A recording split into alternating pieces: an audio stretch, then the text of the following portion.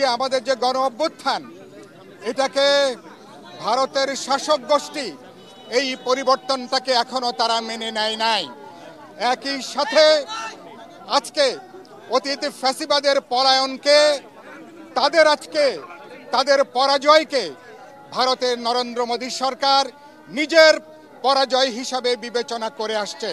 তারপর থেকে তারা একটা বাংলাদেশ বিরোধী অন্তর্বর্তী সরকারের বিরুদ্ধে, এদেশের জনগণের বিরুদ্ধে, গণ অভ্যুত্থানের বিরুদ্ধে তারা ভয়ানকভাবে তারা তৎপর রয়েছে।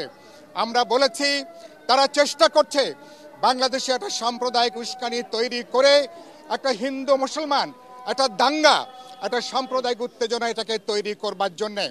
আমরা আজকের এই সভার মধ্য দিয়ে আমরা বলেছি বাংলাদেশের সকল রাজনৈতিক দল অন্তর্বর্তী সরকারের সাথে আমরা আমাদের স্বাধীনতার প্রশ্নে, সার্বভৌমত্বের প্রশ্নে, জাতীয় স্বার্থের প্রশ্নে আজকে আমরা আমাদের ঐক্যমত আজকে আমরা সেখানে ব্যক্ত করেছি।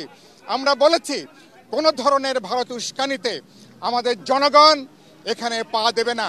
আমরা সাম্প্রদায়িকতার বিরুদ্ধে আমরা বলেছি বাংলাদেশের মানুষ অসাম্প্রদায়িক যে রাজনীতি, যে সংস্কৃতি, তার মধ্য দিয়ে বাংলাদেশের মানুষ আজকে নতুনভাবে ঐক্য গড়ে তুলেছে।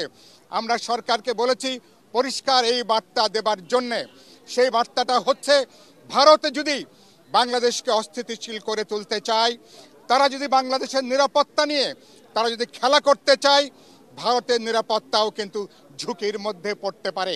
সেজন্য আমরা বলেছি মেহরবানি করে আগুন নিয়ে খেলা করবেন না।